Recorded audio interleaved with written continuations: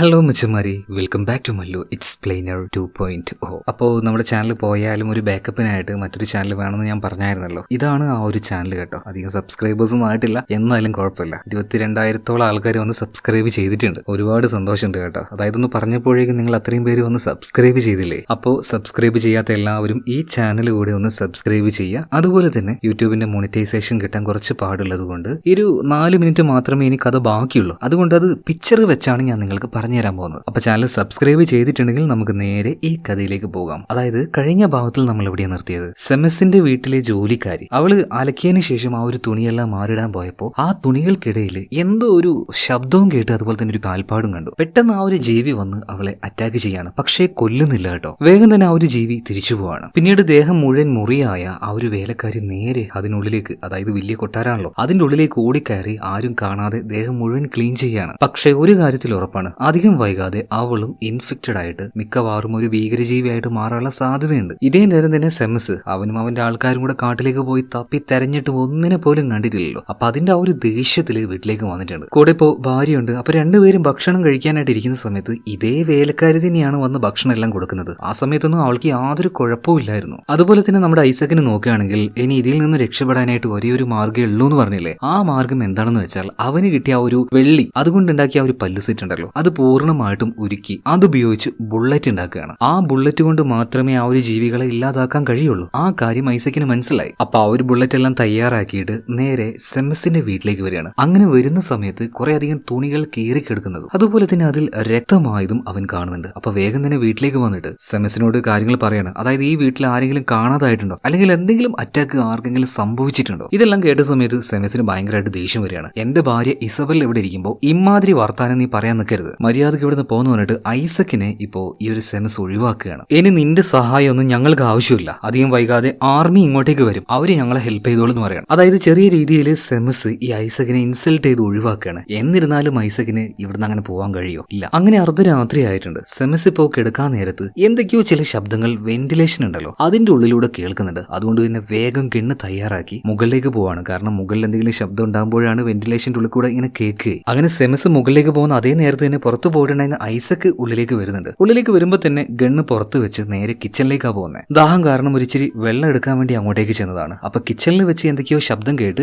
ഇസബല്ലയും അങ്ങോട്ടേക്ക് പോകുന്നുണ്ട്. ഇസബല്ല നോക്കുമ്പോൾ കിച്ചണിൽ ഐസക് ആയിരുന്നു. എന്നാൽ രണ്ടുപേരും അവിടെ നിൽക്കുമ്പോൾ പെട്ടെന്ന് മുകളിൽ നിന്നും ഒരു വെടിയൊച്ച കേട്ട് രണ്ടുപേരും മുകളിലേക്ക് ഓടിച്ചെന്ന് നോക്കുകയാണ്. നോക്കുമ്പോൾ ആ ഒരു വേലക്കാരി ഉണ്ടല്ലോ, അവളുടെ മുറിയിൽ അവളെ കാണാനില്ല, പകരം ഒരു ഭീകര ജന്തു അത് വെടിയേറ്റ് നിലത്ത് കിടക്കുന്നുണ്ട്. അതുപോലെ സെമിസിനെ ഇവര് രണ്ടുപേരും വിളിക്കുന്നുണ്ട്. അതായത് സെമിസിന്റെ ഭാര്യയായിട്ടുള്ള ഇസബല്ലയും അതുപോലെ ഈസക്കും. എന്നാൽ രണ്ടുപേരും നോക്കിയിട്ടും സെമസിനെ കാണാനില്ല. എന്തായാലും ഇസബല്ലയോട് താഴെ പോയിട്ടിരിക്കാൻ പറയുന്നുണ്ട്. പിന്നീട് സെമസിനെ ഐസക്ക് നോക്കുന്ന സമയത്ത് മറ്റൊരു മുറിയിൽ ദേഹം മുഴുവൻ രക്തമായിട്ട് സെമസ് അങ്ങ് ഇരിക്കുകയാണ്. കയ്യിലൊരു ഗണ്ണും ഉണ്ട് കേട്ടോ. അതായത് ആ ഒരു മൃഗത്തിന്റെ മാന്തലും കടിയും എല്ലാം സെമസിനും ഏറ്റിട്ടുണ്ട്. അധികം വൈകാതെ അവനും ഒരു ഭീകര ജന്തു ആവുന്ന സെമസിന് മനസ്സിലായി. അതുകൊണ്ട് തന്നെ കയ്യിൽ ഗണ്ണ് മാത്രമല്ല, അവിടെ മുഴുവൻ മണ്ണെണ്ണ ഒഴിച്ച് അധികം വൈകാതെ സ്വയം ദേഹത്ത് തീ കൊളുത്തി അവൻ മരിക്കാൻ പോവാണ്. എന്നാൽ വന്ന പാടിന് ഐസക്ക് പറയുന്നുണ്ട്, അബദ്ധം കാണിക്കരുത്, നമുക്ക് സംസാരിക്കാം, എന്തെങ്കിലും പരിഹാരം ഉണ്ടാക്കാന്ന്. എന്നാൽ അതിനു മുന്നേ തന്നെ സെമസ് ആ മണ്ണെണ്ണയിൽ തീ വെക്കുകയാണ്. അതോടുകൂടിയിട്ട് ഈ ഐസക്ക് നോക്കി നിൽക്കിയ സെമസ് കത്തിരിയാണ് കേട്ടോ. ഇതേ നേരം തന്നെ ഇസബല്ല എങ്ങനെയെങ്കിലും മകളായിട്ടുള്ള ജുവാനെ രക്ഷപ്പെടുത്തി ഇവിടുന്ന് പുറത്തേക്ക് പോകണല്ലോ. നോക്കുമ്പോൾ മുകളിൽ മുഴുവനായിട്ട് തീ ആളി പടരുകയാണ്. എങ്ങനെയൊക്കെയോ പിന്നീട് രണ്ടുപേരും പുറത്തേക്ക് കടക്കാൻ ശ്രമിക്കുന്നുണ്ട്. എന്നാൽ അപ്പോഴേക്കും ഐസക്ക് വന്ന് അവരെ രക്ഷപ്പെടുത്തി അവർ ആ ഒരു വീടിന്റെ പുറത്തേക്ക് വന്നു. അങ്ങനെ അവർ രക്ഷപ്പെട്ട് പുറത്തേക്ക് വന്നപ്പോഴേക്കും ആ വീടിന്റെ പല ഭാഗത്തും തീ ഇങ്ങനെ ആളി പടരുന്നുണ്ടായിരുന്നു. അതുപോലെ തന്നെ എന്തോ ഒരു ഭീകര ജന്തു, അതായത് ഇവരെ വേട്ടയാടുന്ന ആ ഒരു ജന്തു ഉണ്ടല്ലോ, അതിന്റെ ആ ഒരു കരച്ചിലും ഇവർക്ക് കേൾക്കാൻ കഴിയുന്നുണ്ട്. വേഗം തന്നെ ഐസക്ക് ഒന്നും നോക്കിയില്ല. ഇസബല്ലയും അതുപോലെ തന്നെ മകളായിട്ടുള്ള ജുവാനെയും കൂട്ടി നേരെ ചർച്ചിലേക്ക് ഓടുകയാണ്. കാരണം എന്താണെന്നറിയോ, ഈ നാട്ടിൽ ഇപ്പൊ ഏറ്റവും സേഫ് ആയിട്ടുള്ളത് ആ ഒരു ചർച്ച് മാത്രമാണ്. അതിന്റെ വാതിലും ജനലും എല്ലാം നല്ല ശക്തമാണ്. എന്തായാലും അവരെ രണ്ടുപേരെയും കൂട്ടിയിട്ട് ഈ ഐസക്ക് അവിടെ എത്തിയിട്ടുണ്ട്. അപ്പൊ അവിടെയുള്ള ആൾക്കാർ ചോദിക്കുന്നുണ്ട്, അല്ല ഇസബല്ലയുടെ ഹസ്ബൻഡ് സെമസ് അയാളെവിടെ? കാരണം പൗരപ്രമുഖനാണ്, ഈ നാട്ടിലെ പ്രധാനിയായിട്ടുള്ള ആളാണ്. അപ്പൊ ബാക്കിയുള്ളവരൊക്കെ ചോദിക്കുമ്പോൾ ഐസക്ക് അയാൾ മരണപ്പെട്ടു എന്നുള്ള വിവരം പറയാണ്. അത് കേട്ടപാടിന് കൂട്ടത്തിൽ ഒരുത്തിനെ പ്രാന്തിളകുന്നുണ്ട്. ആഹാ, ഞങ്ങളുടെ നേതാവിന് വരെ ആ ഒരു ജീവി കൊന്നല്ലേ, ഞാൻ ഒന്നിനെയും വെറുതെ വിടില്ല എന്ന് പറഞ്ഞിട്ട് അവന് പുറത്തേക്ക് കടക്കാൻ നിൽക്കുമ്പോൾ ഐസക്ക് സമ്മതിക്കുന്നില്ല. അബദ്ധം കാണിക്കാൻ നിൽക്കണ്ട, നിനക്ക്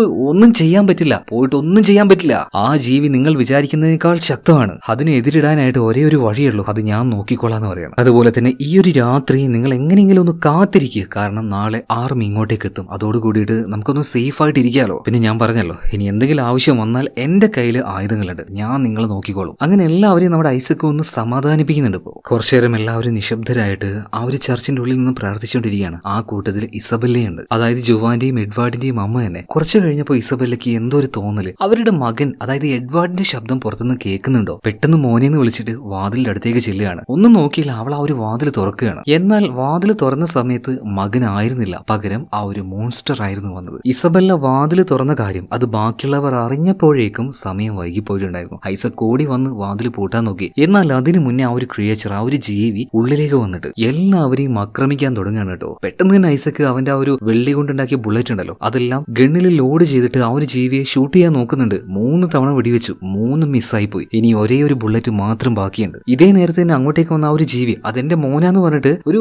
വല്ലാത്ത മാനസികാവസ്ഥയിൽ ഇസബെല്ല ആ ജീവിയുടെ അടുത്തേക്ക് എത്തുകയാണ്. എന്നാൽ ആ ജീവിക്ക് എന്തമ്മ അല്ലെങ്കിൽ എന്ത് സെന്റിമെന്റ്സ്, മുന്നിലേക്ക് വന്ന ഇസബെല്ലയെ വരെ അത് അറ്റാക്ക് ചെയ്യാൻ ശ്രമിക്കുകയാണ്. എന്തിനു പറയണം, അവളുടെ കഴുത്തിൽ വരെ കയറി കടിക്കുന്നുണ്ട് കേട്ടോ. എന്നാൽ ഈ ഒരു അവസരം എനിക്ക് കിട്ടില്ല എന്ന് മനസ്സിലാക്കിയ ഐസക് ഒരു കാര്യം തീരുമാനിക്കുകയാണ്. ഇസബെല്ല എന്തായാലും അധികം വൈകാതെ ഇതുപോലെ ഒരു മോൺസ്റ്റർ ആയിട്ട് മാറും. സോ അവളുടെ മുതുകിൽ ബുള്ളറ്റ് ഇറക്കി കഴിഞ്ഞാൽ ആ ബുള്ളറ്റ് നേരെ ആ ഒരു ജീവിയുടെ ദേഹത്തേക്കും തുളച്ചു കയറും. ഒന്നും നോക്കിയില്ല ഐസക് ഇസബെല്ലയുടെ പിന്നിൽ വെടിവെക്കുകയാണ്. അവളുടെ ദേഹത്തുകൂടെ ആ ഒരു ബുള്ളറ്റ് കയറി നേരെ അത് അപ്പുറത്തേക്ക് വന്നിട്ട് ഈ ഒരു മോൺസ്റ്ററിന്റെ ദേഹത്ത് കയറി അത് ചത്ത് മലച്ച് വീഴുകയാണ്. കാരണം അതിന്റെ ദേഹത്തേക്ക് വന്ന് കയറിയിരിക്കുന്നത് സിൽവർ ബുള്ളറ്റ് ആണ്. ഇവറ്റകളെ കൊല്ലാൻ ഇതുകൊണ്ട് മാത്രമേ കഴിയുള്ളൂ. അങ്ങനെ ആ ഒരു ജീവി അവിടെ ചത്ത് മലച്ച് വീണപ്പോൾ അതിന്റെ ആ ഒരു വയറിന്റെ ഭാഗമെല്ലാം കീറിക്കൊണ്ട് എഡ്വാർഡ് പുറത്തേക്ക് വരികയാണ്. ആ ഒരു വിഷ്വലൊന്നും കാണിക്കാൻ കഴിയില്ല കേട്ടോ, അതൊരു കുട്ടിയായതുകൊണ്ടാണ്. സോ ഞാൻ പറയുന്ന കാര്യങ്ങൾ നിങ്ങൾ സങ്കല്പിച്ചാൽ മതി. എന്തായാലും അതിന്റെ ആ ഒരു വയറ്റിൽ നിന്നും എഡ്വാർഡ് പുറത്തേക്ക് വരുന്നുണ്ട്. ശാരീരികപരമായിട്ട് അവന് യാതൊരു കുഴപ്പമില്ല. ഇപ്പോൾ മരിക്കുന്നതിന് മുന്നേ ഇസബെല്ല ആ ഒരു കാര്യം കാണുകയാണ്. എന്തായാലും തന്റെ മകൻ രക്ഷപ്പെട്ടല്ലോ, അവൾക്ക് ആ ഒരു സന്തോഷമുണ്ട്. സോ ആ